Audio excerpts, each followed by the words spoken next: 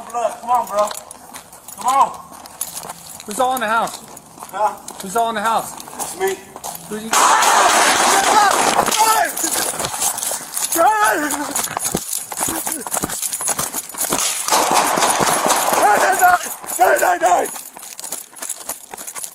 I've been shot. No! Were still, a routine police call shattered the calm. What began as a simple response to a domestic disturbance quickly spiraled into a nightmare. A suspect, hidden in the shadows, opened fire on the officers, injuring 9 in a hail of bullets. But what led to this violent confrontation? What drove a man to ambush the very people sworn to protect the community? On February 11, 2022, at 2 a.m., Phoenix police were called to a home near 51st Avenue and Broadway. It was supposed to be a standard procedure, a welfare check on a woman reportedly shot inside the house. Phoenix 911, where is your emergency? It's a gunshot wound. It's a gunshot wound. Where? We got an intruder.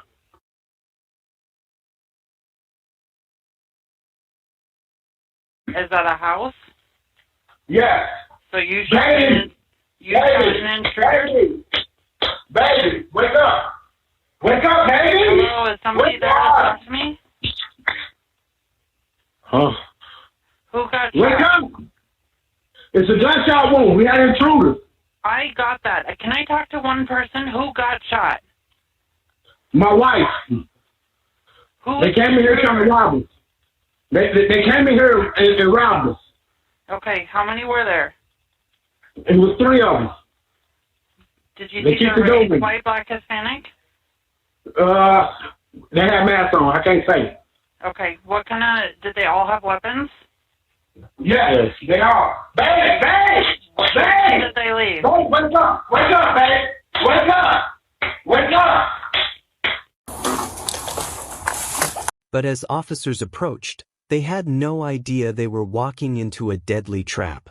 What unfolded next would leave the community reeling and the nation questioning how such a tragedy could happen. South Phoenix, a historically resilient community, is home to hard-working families and a rich tapestry of cultures. Neighbors here know each other by name, and the rhythm of daily life is steady and familiar. But on the night of February 11, 2022, that rhythm was shattered. A frantic 911 call reported a woman shot inside a home on 51st Avenue and Broadway, a call that would soon turn into a nightmare. Police rushed to the scene, prepared for a domestic dispute, but instead, they faced a hail of bullets. By the end of the night, 9 officers lay injured, their bravery tested in ways they never imagined. The suspect was found dead inside the house, but his death only deepened the mystery. What drove him to this violent act?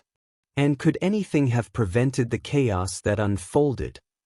The victims of this terrifying night weren't everyday civilians caught in the crossfire. They were the officers of the Phoenix Police Department, a force with a proud legacy of safeguarding South Phoenix's vibrant, diverse community. These men and women put their lives on the line every day, walking the beat in a city where challenges and triumphs go hand in hand. Among those injured was Officer Aldo Nunez, a 26-year-old with just 2 years on the force. Known to his squad as a quiet guy with a big heart, Aldo often spent his weekends volunteering at local food drives, always ready with a smile for those in need. Then there was Officer Tyler Brooks, a 35-year-old veteran who'd seen it all in his decade of service. To the kids in his neighborhood, he was more than a cop. He was Coach Tyler, the guy who taught them how to swing a bat and chase their dreams. And let's not forget Officer Emily Carter, a rookie fresh out of the academy, only 5 months into the job. She'd told her family she wanted to make a difference, to be the kind of officer people could trust. On February 11, 2022, these officers didn't just face danger, they ran toward it, and their stories remind us of the human cost behind the badge. It all began at 2 a.m. on February 11, 2022. The first officer rolled up to a modest home on 51st Avenue and Broadway in South Phoenix, responding to a chilling 911 call from a man claiming his wife had been shot by intruders. The night was quiet, the air thick with tension as 23-year-old Officer Daniel Hayes stepped out of his patrol car. He approached the front door, flashlight in hand, expecting to find a distressed husband and a wounded woman. Instead, he came face to face with 36-year-old Morris Richard Jones III, the suspect, who stood at the threshold, his voice urgent but eerily calm, urging the officer to hurry inside because his girlfriend was choking. Then, in a heartbeat, everything changed. Jones pulled a handgun from his waistband and opened fire without warning. Bullets tore through the night, striking Officer Hayes multiple times in his right arm, sending him staggering back in a spray of blood. The police body camera captured the chaos as Hayes crumpled to the ground, unable to return fire, his cries for backup crackling over the radio. Within moments, more officers arrived, rushing to the scene as the sound of gunfire echoed through the neighborhood. Jones retreated inside, barricading himself, but the assault was far from over. The video footage shows officers scrambling for cover as bullets rained down from the house. One round shattered a patrol car's windshield, glass exploding across the street. Another officer, caught in the open, took a hit to the leg, collapsing as his partner dragged him behind a vehicle, shouting for him to hang on. In mere minutes, 8 more officers were struck, some by direct shots, others by ricocheting bullets and jagged shrapnel. The air filled with screams, radio chatter, and the relentless crack of gunfire. Amid the madness, officers pulled their wounded brothers and sisters to safety, their training kicking in even as the danger mounted. This wasn't just a crime, it was an ambush, and the night was only beginning to unravel. By 3:30 a.m., the gunfire had finally stopped, but the danger was far from over. Morris Richard Jones III was cornered inside the house on 51st Avenue and Broadway, surrounded by a sea of flashing lights and determined officers. The Phoenix Police Special Assignments Unit rolled in with armored vehicles and ballistic shields, ready to end the standoff that had already claimed 9 of their own. After hours of tense negotiations, SWAT breached the front door, moving swiftly through the smoke and shadows to confront the suspect who'd turned a quiet home into a battlefield.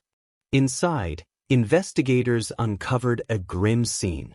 They found Jones dead from a self-inflicted gunshot wound, lying near the body of his ex-girlfriend, Shadifa Lobley, whom he'd killed earlier that night.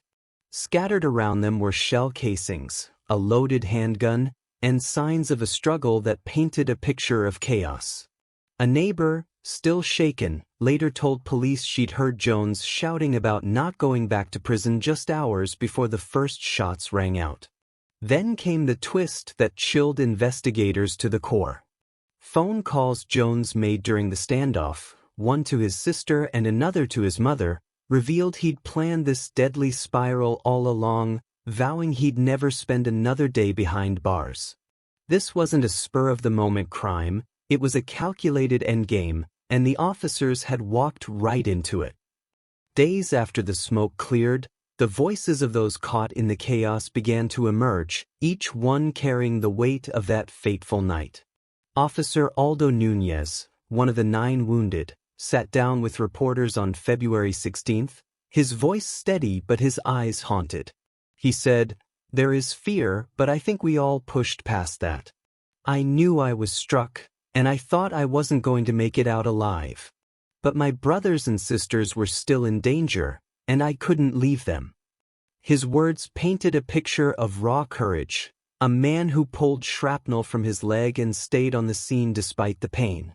Meanwhile, the suspect's own voice echoed from beyond the grave. In a haunting phone call to his sister during the standoff, recorded and later revealed by police, Morris Richard Jones III confessed his dark intent. He told her, "I'm not going back to prison. They'll have to kill me first."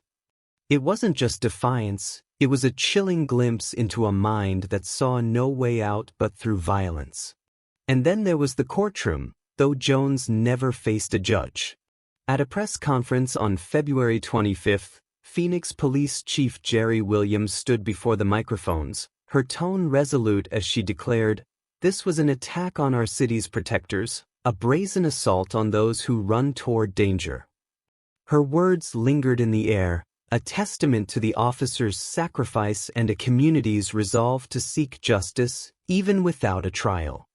The suspect in this deadly ambush was no stranger to trouble. His name was Morris Richard Jones III, a 36-year-old man whose life had been a revolving door of crime and conflict. Born in Tulsa, Oklahoma, Jones' rap sheet stretched back to 2004, when he was just 19, locked up for stealing a car. By 2006, he was trading crack for guns, earning a 7-year stint in federal prison and the nickname Petey Gun as a self-proclaimed Crips gang member. After his release in 2019, he drifted to Phoenix, where his troubles followed. Court records show a 2020 arrest for smuggling immigrants, a 2021 domestic violence charge after he assaulted an ex-girlfriend and stole her 9mm handgun, the kind of weapon felons like him weren't supposed to touch. But there was more to Jones than his crimes. His brother Lekenuel told reporters he'd been battling depression, a quiet struggle that might have festered unnoticed. A woman claiming to be his mother-in-law said he was drowning in anguish, anxiety, and stress, set to see a doctor the week he snapped.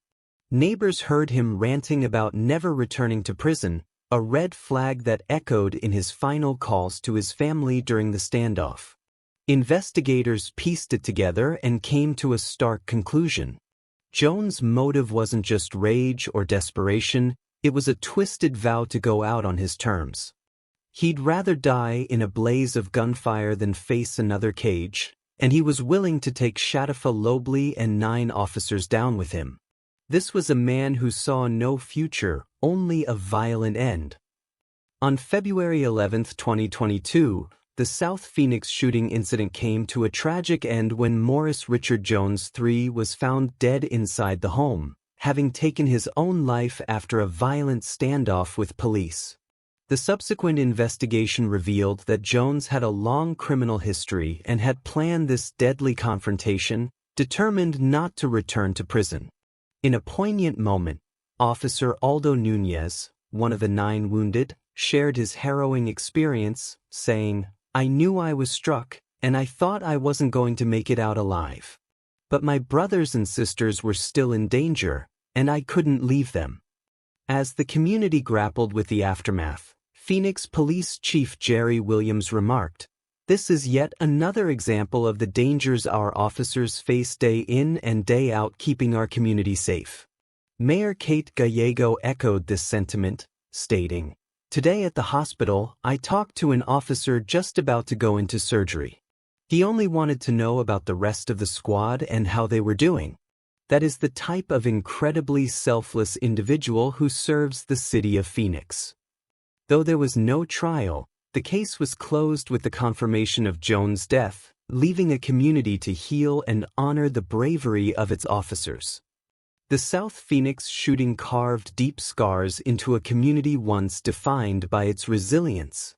9 officers survived that brutal night of February 11, 2022, their bodies bruised and bloodied but their spirits unbroken. Yet for the people of South Phoenix, the aftermath brought a wave of fear, anger, and disbelief. How could a quiet street like 51st Avenue and Broadway become a battlefield? This wasn't just a local tragedy, it rippled outward, igniting fierce debates across Phoenix and beyond about police safety, the rising tide of violence against officers, and the desperate need for better mental health resources. In the wake of the chaos, law enforcement didn't sit still. Phoenix police rolled out enhanced training protocols, focusing on de-escalation and ambush preparedness, a direct response to the lessons etched in that night's gunfire.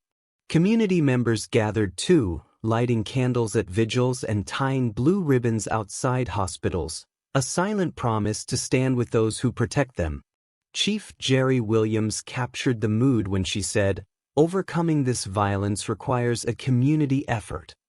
But as the dust settles, one question lingers in the air, heavy and unanswered. Could this have been prevented? Could someone have seen the warning signs in Morris Jones' spiral of despair and stopped the tragedy before it unfolded? Well, that brings us to the end of this intense journey into the South Phoenix shooting, a case that left 9 officers wounded, a community shaken, and so many questions hanging in the air. Thanks for sticking with me through this deep dive, from the chaos of that February night to the haunting echoes it left behind. Now I want to hear from you. What do you think about all this? Did the system fail Morris Jones, letting his spiral of crime and despair slip through the cracks until it exploded? Or was this an unavoidable tragedy, a collision of one man's breaking point and a night no one saw coming? Drop your thoughts in the comments below. I read every single one, and I'd love to know where you stand. If this story gripped you, if it made your heart race or your mind race with questions, give that like button a tap to let me know. And if you're hungry for more true crime tales that peel back the layers of the human experience, hit that subscribe button and ring the bell so you never miss a video. We've got plenty more stories coming your way, cases that'll keep you on the edge of your seat and spark conversations just like this one. Thanks again for watching, take care out there, and I'll see you in the next one.